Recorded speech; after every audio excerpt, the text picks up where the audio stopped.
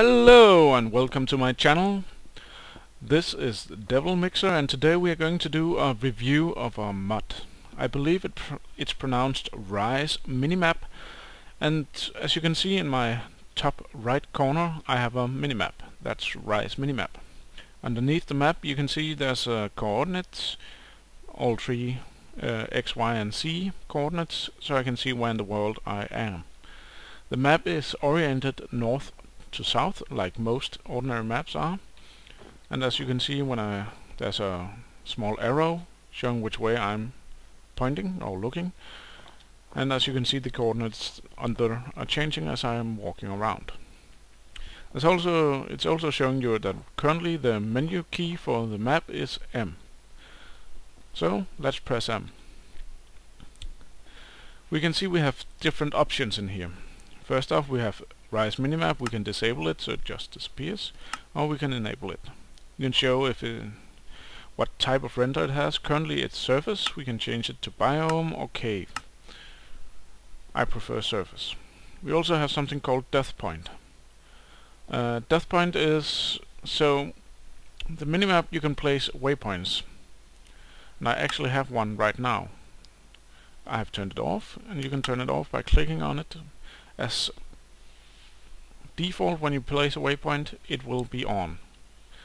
You can see I have one over there. Sky's obstructing it a bit, but you can also see on the map there's a small yellow arrow showing which way I have a waypoint. So let's walk over there. You can see it's called village, and I'm approximately 100 meters away. So we will go over there to the waypoint.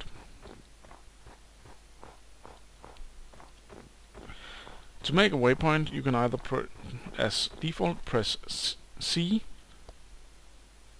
and you'll get this up where you can change the color of the waypoint you want. You can change the coordinates if you want, but as default it's the coordinates where you are. And you can give it a name. Let's call it test. So it will place a waypoint at those coordinates. You can see it in the world. You can see how far away you are from it, and you can even see it through walls and caves and stuff, as you can see here. So it's a good way to find your way back to your house once you're down in all those caves. So you can also press the waypoints in the menu key you get here. You can add one, you'll get this up again, and you can even remove some by pressing here, so you get the red X. Then you press remove, it disappears. You can also turn them on and off. That way, if for instance while you know you're going to stay a while in the village, you can turn it off so it's not annoying you, because you know where the village are when you're here already. Death point, it functions like the waypoints, except that if you die it just places a waypoint automatically where you were.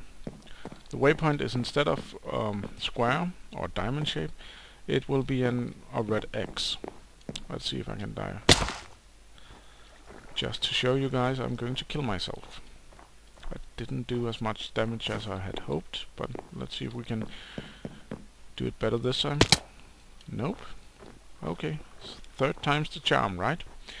And just for those of you who might have seen my modded Minecraft videos, I'm using this map there as well, but not the minimap there as well. Now you can see I died. But this map I'm playing at right now is just for mod reviews, so it has nothing to do with the other map. So you can see it's an X, and I was wrong about it being red. The text is red. The X itself has a color. Just like most waypoints, it's a random color when it's generated,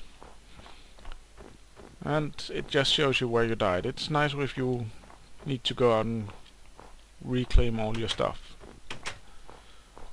Just doesn't help if you died in lava, I know, but it's easy to find out where you died. Furthermore, we have some options. First, minimap options, surface map options, and entities radar options. We have marker options, and we have about minimap and update checks and stuff like that. The minimap options, we start out by having to choose a shape for the map. As default it's square, but you can make it round, and then it stops being oriented north to south. Now it's oriented the way you are looking. So that's kind of cool, and I prefer that.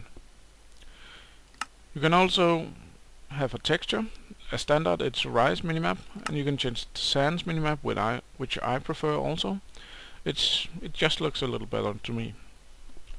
You can choose the position where it is, which corner you want it in. Yeah, default it's the top right corner.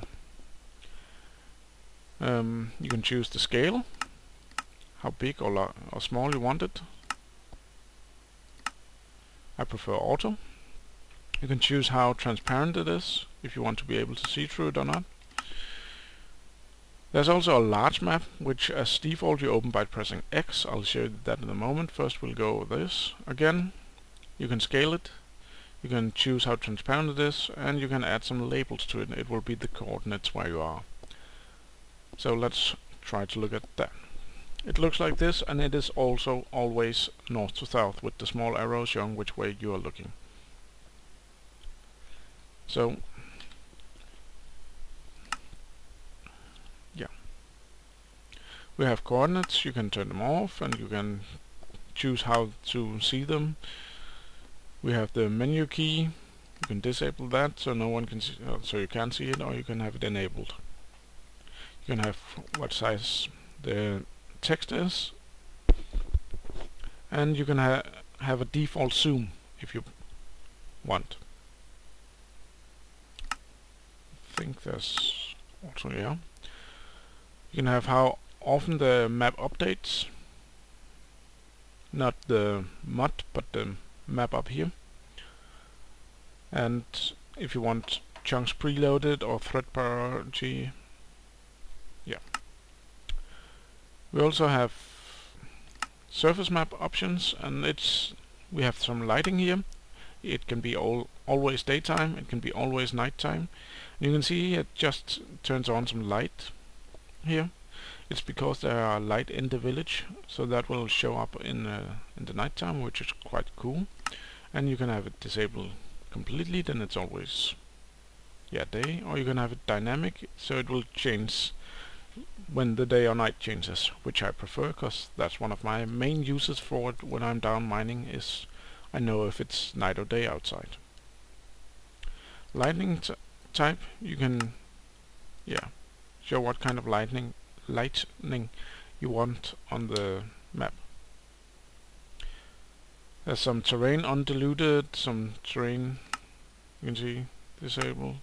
It's just how rendered, so if you're playing on a slow computer you might want it undulated to disable this one. It looks cooler like this. You can have depths on and off.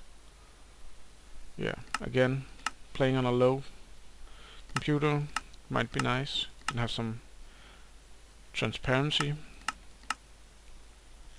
environment color, height calculator. You can hide snow, and as you can see, suddenly you can see the roads in the villages and stuff.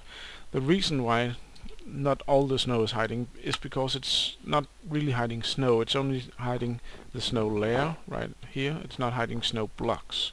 And the biome I'm in currently is added by extra large biomes. Can't remember what the biome is called right now, but it's made up entirely of snow blocks, or mostly snow blocks and ice blocks. So those snow blocks won't be hidden when you hide snow, only the layer. So yeah, with extra large biomes you will still see some white on your screen, but yeah, it still has an effect. And you can have chunk grids on if you want that. You can see the squares there, you can see where the chunks are. And you can have slime chunks on, because slimes can only spawn in certain chunks, and they will be marked as red on the map. So you can, if you want to go slime hunting, you can easily find out where they have a chance of spawning, or at least which chunks. Then we have the entity radar. As default it's disabled. All the stuff down here only has an effect if this one is enabled, so let's enable it. And within seconds we should see some entities up on the radar, on the minimap. You can see some green and some red arrows. The arrow is just, or the black arrow on each of the dots is what way they are facing. That can be disabled by pressing this, then it's only dots. How transparent the dot is shows how close in height they are to you. So desto lower or higher they are compared to you, desto more or less transparent they are. When they're the same height as you, they're, I believe, the most, or the least see-through, least transparent. Villagers are green, zombies, skeletons, endermen and the likes are red. Cows, pigs and dogs are white. Even if you tame the dog, it's still white. I don't know what colors players are, but I know squids are blue. For some reason they have their own color. But it's nice if you want to go looking for squids to get those really important ink sacs. Then we have some marker options. If you can disable icon, label, distance. Now you can see there's no distance on the death point over there. You can disable the label, so we only have the range for it. The icon, so you don't see, okay, the options bar is in the way, but it's the small X there. It won't disappear from the map in the corner, but you won't be able to see it when you look at it. See? And you can disable them altogether. Then we have, of course, about the minimap, which version, who's made it, forum and link. If you press there, the forum will open up, and you can update or check if there have become a new version of the map, and you can also have an auto update function. There's also the key config, where you can see the different keys, and a standard there's only these 4 keys, but you can bind some more keys if you want, or you can change these 4 keys. That's all up to you. And as I said, we have the waypoints here, and to remove them we do like this. We can turn that one back on, and I believe that's all there really is to this map, but it's really fun to play with, and it's really nice to have, I think, especially because of the waypoints, but also as a day-night watch for you when you're deep in the caves. And it has lots of different functions. The entity radar I haven't been playing too much with, but it seems to have many good uses. So let's call it a day, and thank you for watching. Please give me a like and a subscribe, and I'll see you later.